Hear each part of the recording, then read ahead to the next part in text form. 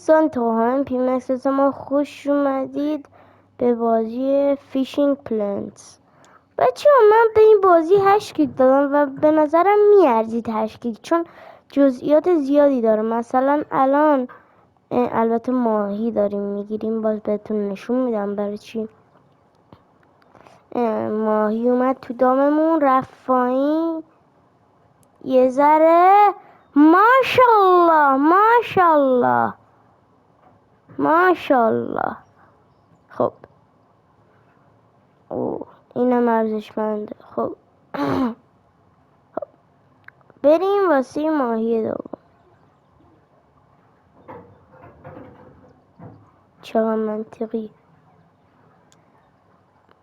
ماشاءالله.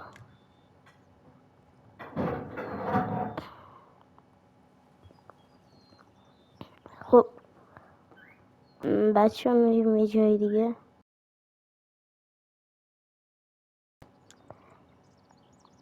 خب بریم اینجا. رو 29 اوکی. رو 29 اوکی.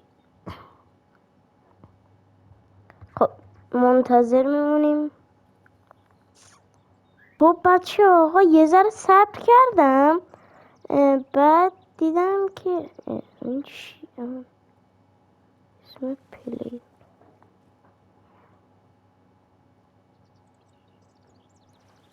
دیدم ماهی گرفتیم و دیگه عشق و حال. آقا بچه ماهیمون تروفی بلوگل رویگل. یه عکسی هم بگیریم. و بچه به به قیافه. To my nigga Pac. Live my life as a thug nigga until the day I die. Live my life as a boss player, it's even getting hot. عالی اصلا فولاده. اوکی. و بچه حالا داشتم جزئیاتم گفتم. اوکی.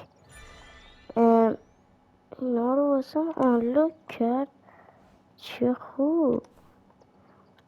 خب بچه میخوام بهتون چیزایی رو بگم که میارزه 8 گیگ شما به این بدید.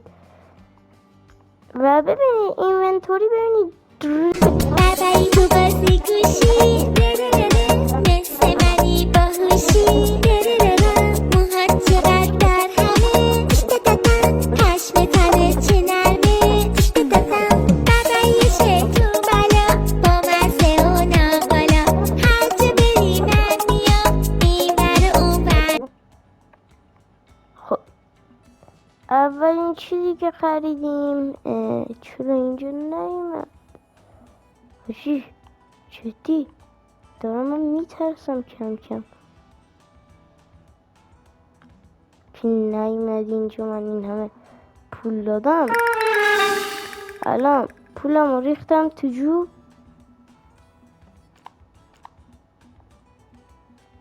واقعا جدی میگی پولم رو الان ریختم تو جوب؟ اینا رو الان یعنی من میتونم بفروشم؟ آره اینا بچه اینا ماهی هایی که من قبلا گرفتم. چی شد؟ الان میارن تحویل میدن. الان اونم رفت دیگه. و بچه دمتون گرم که تا آخر ویدیو لایک کنید، کامنت بذارید. اگرم میدونید چی شد که به چوخ رفت حتما تو کامنت ها بگید. اونم پول این وسایل هم دادم و اینا هم بفروشیم دیگه. آره بچه ها نمه پولم به چوخ دادیم، حتما بگید. خداحافظ، دمتون گرم. خداحافظ بچه ها.